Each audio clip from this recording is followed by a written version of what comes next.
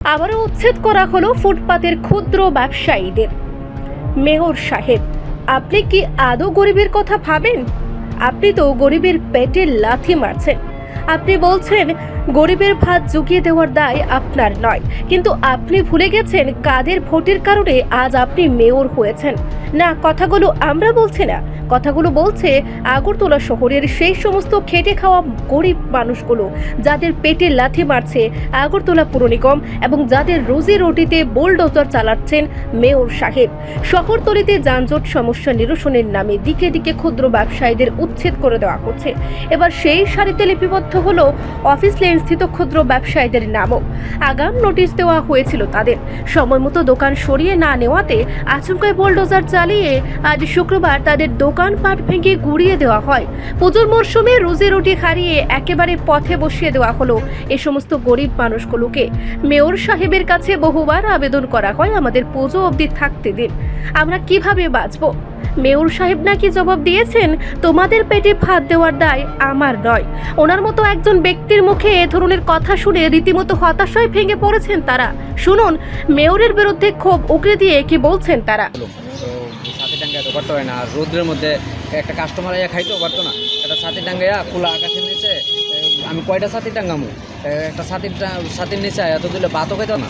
তো তারা কইছে আর কি যে কেমনে কিতা করুম, এটা বেঙ্গালের স্ট্রাকচারটাই যদি বেঙ্গালে আমরা জিনিসটি কেমনে রাখুম বা কাস্টমারে খাইতো না। পূর্বে কোনো নোটিশ দেওয়া হয়েছিল না এই যে ভাঙাচোর হয়েছে? তারা আজকের থেকে 2-3 দিন আগে তারা কয়ে গেছে যে দোকানটা ফ্রি ওপেন রাখতাম, পর্দা টাঙ্গাইতাম না, কোনো কিছু করতাম না। তখন আমরা বলছি আচ্ছা ঠিক আছে, তখন আমরা সব খুলে লাইছি। শুধু স্ট্রাকচারটা রাখছি, উপরে মানে যাতে রোদ্র না পড়ে এই ব্যবস্থাটা রাখছি, আর অন্য কোনো কিছু করছি না। আমরা সব তারার মতনই রাখছি।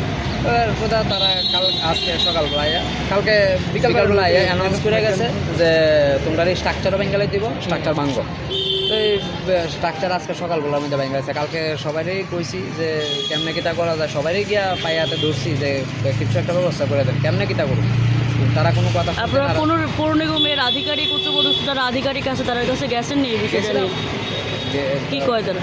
আধিকারিকরা কইছে যে যে রুলস অ্যান্ড রেগুলেশন আছে, যে ব্যান্ডিং জোন, ব্যান্ডিং জোনের মধ্যে যে ব্যান্ডিং যে রুলস অ্যান্ড রেগুলেশন আছে, এই রুলস অ্যান্ড রেগুলেশন মেনটেন করে আমরা দোকানদারি করতাম।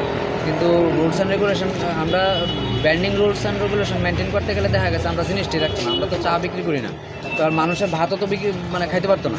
তো এটা তো আর ওই এতটুক না যে এতটুক লিয়ে এলাম একটা ছাতি তোলায় একদম দাঁড়ায় খেয়ে এলাম। খোলা আকাশের নিচে একটা মানুষের ভাত খেলে একটা কিছু পড়লো, তারপর তো আমার নামে এলিগেন্স হবো না।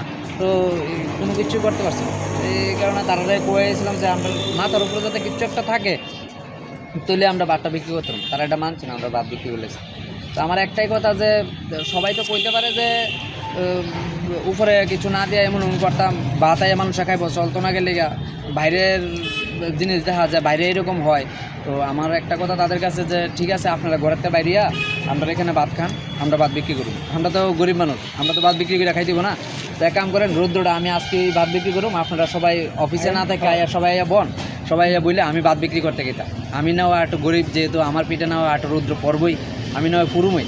তো আপনারা খান, তাহলে তো আমরা আপনারা দেখে দেখে শিখুম। ঠিক আছে, মানুষের ভাত খায়, আপনারা খান, তো সবাই তো খায়, আপনার ওইখানের অফিসের লোকরাও তো খায়, তো খান, আমরাও বিক্রি করতে চাই। সবচেয়ে বড় বিষয় হচ্ছে সামনে আসছে পুজো পার্বণ, ঠিক তার আগ মুহূর্তেই এইভাবে আপনাদের ব্যবসা নষ্ট করা হলো, কি বলবেন এই বিষয়টা নিয়ে?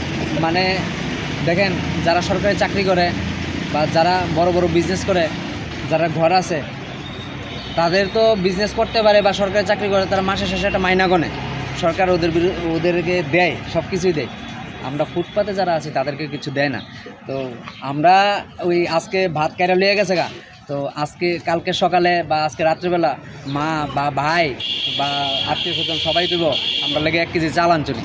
তো আমরা কমু যে চাল আনতে পারছি না, মেয়রের থেকে বা আধিকারিক তার থেকে একটা কথা শুনেছি যে আমাদের পেটে ভাত দেওয়ার লেগা তারা কোনো ঠেকা পড়ছে না।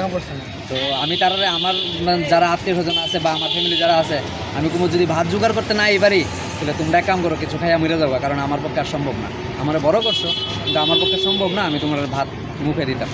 তো আমি পারছি না মা, তোমরা ব্যবস্থা করে না। ওইটাই আমার কথা তাদের কমু যে আপনারা এইটার লেগে অপেক্ষা করছিলেন, আমি আজকে এটা দিয়ে দিলাম। রিপোর্ট সংবাদ প্রতীক্ষা।